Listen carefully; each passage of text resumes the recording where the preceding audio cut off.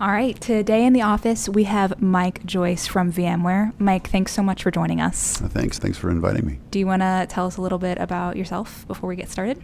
Sure. So I'm the person who speaks the most about vSphere Plus in our partner community. I'm the AMER, or America's lead for partner enablement for vSphere Plus, and have lots of conversations around vSphere Plus. One thing I'll observe or state up front is you can start in many different points of context with vSphere Plus and go down different talk tracks. So while I'll try to be all-encompassing in this one, I would encourage everybody to have a call to action to reach out to your VMware rep to learn more. That's perfect. I have faith in you with all your answers, but also, yes, reach out to your VMware rep for more. All right, Mike, I am going to start off with the first question of what is vSphere Plus and how does it differ from the offering many customers have today with their vCenter and vSphere? That's a great question. Good place to start. And I'll answer that by breaking it into two parts, and I'll use the term features and financial. And I'd like to start with financial for this first part.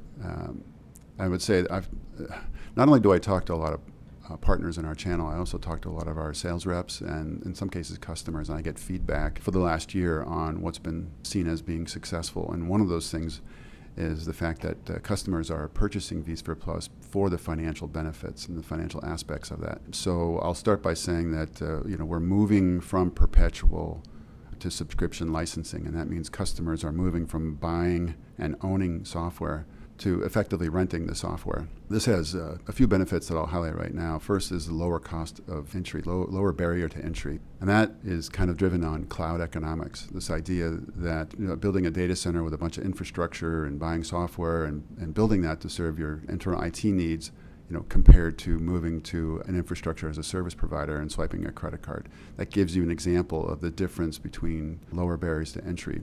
And by the way, the customers or organizations' competition has the same ability to do that as well. So the lower barriers to entry is something that our customers are seeing. And again, stems from cloud economics. And I'm going to use a term right now, one to many, right? Not one too many, but one too many, which I'll come back and talk about in a minute. The other one is the predictability for planning purposes. This budgeting cycle for acquiring software and hardware. You have much more, what would you say, peaks and valleys if you're going to do perpetual and purchasing capital expenditures. You might see the first year being pretty high in terms of costs, the second one lower, much lower, and the third year might be a little bit higher because you're growing, and the fourth year you might see renewal or more. And so this idea of planning around budgeting for financial reasons is more unpredictable in capital expenditure perpetual buying. On the subscription side, it's much more predictable. If I had these charts to show you, you could see this straight line almost that shows the predictability of subscription purchasing over time.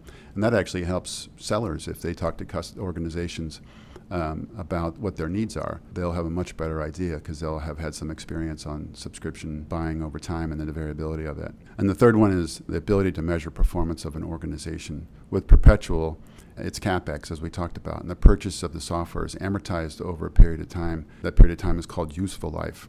This could be 5 or 10 years, and it's treated literally like land and buildings in financial documents. The analogy I like to use is a football stadium is not a good measure of the performance of a football team. The best measurements are those things that cost the company to operate the business, and those are operational expenses, or we call it OpEx. So by moving to subscription, we move the cost of using software into OpEx.